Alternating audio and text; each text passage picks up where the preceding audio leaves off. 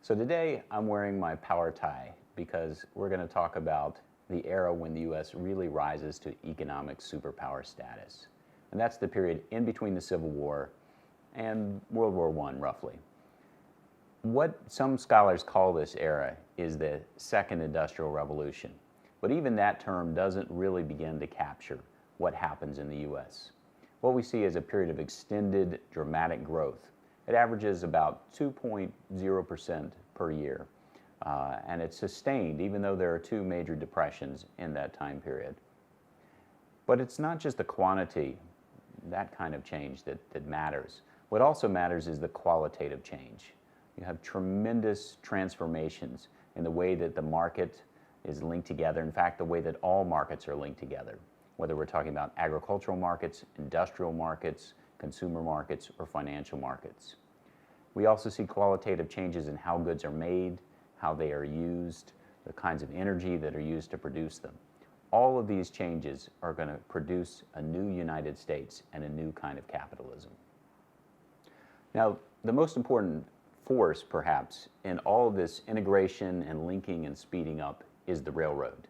As railroad networks are extended throughout the country, and as railroad traffic gets more and more efficient, especially as that traffic passes through and out of Chicago, Chicago becoming this sort of major hub in the National Railroad Network, what we find is that the markets for all kinds of commodities change, as products that are produced on one side of the country are now increasingly sold on the other side of the country.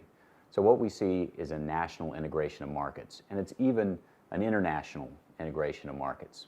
Now, this changes things on this sort of broad geographical scope. So, for instance, grain farmers even in northern Italy are now competing with grain farmers in North Dakota, and that has tremendous effects. But it also changes the way in which products are made. So, for instance, grain that's grown in North Dakota is now no longer being sold in individual bags, each of which is labeled with the name of the farmer. Increasingly, that grain is poured into a gigantic silo and sold off in uniform chunks. Grain is being turned into a commodity. So another interesting development is what happens to pigs. If grain is turned into a commodity because it's assembled together in bigger and bigger piles so that you can't tell apart the grain made by Farmer Smith from the grain made by Farmer Jones, what happens to pigs is actually a kind of disassembly process. Pigs from all over the Midwest are brought to Chicago, to the stockyards there. And large butcher shops, which ultimately become butcher factories, if you will, are built, which break down the process of breaking down the pig. And a classic sort of Adam Smith assembly line that some observers start to call a disassembly line. One person cuts the pig into quarters. Another person cuts each quarter of the pig smaller and smaller. The next person cuts only the chops. The next person only cuts the hams. So that the pig, which began as an individual animal, is now simply a huge collection of uniform cuts of meat. To top off the process, railroad companies invent refrigerated cars which large meat companies then use to transport pork and eventually other kinds of meat all around the country, pushing local farmers and local butchers increasingly to the side as large integrated corporations come to be the main purveyors of meat in the United States. Now, all of this integration of markets and commodification of the basic necessities of life is taking place in the context of a significant change in money, a significant change in the quantity of currency in the economy. During the Civil War, the government printed so-called greenbacks, paper money, which inflated the money supply. Over the next 15 years after the end of the Civil War, the federal government pulls those greenbacks out of circulation.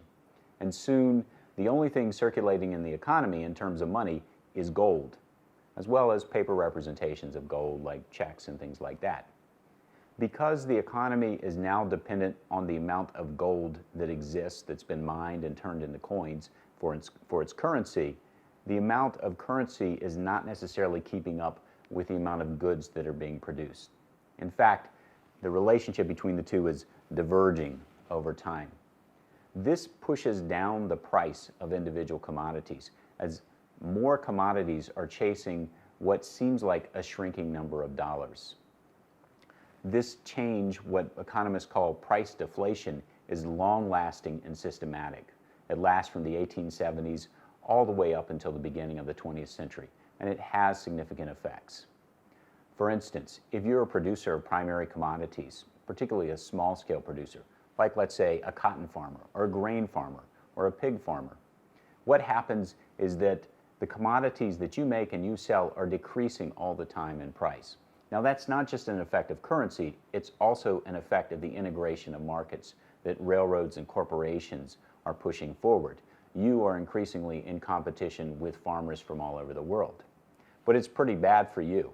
It's good for consumers who want to buy those products, the grain, the pig, the so on and so forth. But it's pretty bad for you, especially if you've borrowed money. Because if you borrow money in 1875, when a dollar was worth less and brought you less goods, and you're now paying it back in 1880 when a dollar is worth more and it costs you more goods in order to get that dollar, you are paying a very high price for your credit. On the other hand, if you're the sort of person in the economy who is lending money, this is a very good development for you, this long price deflation, because the money that you're getting paid back is getting you more and more goods. So this long change in the relationship between currency and commodities, which happens in the course of the second industrial revolution, is going to create a big shift of wealth from primary producers to people who lend money, and also to those who can produce really large quantities of commodities, like the new factories and the new industrialists. They're going to do very well. On the other hand, the primary producers are going to decrease in status and decrease in wealth. And that divergence is going to drive a lot of the politics of this era.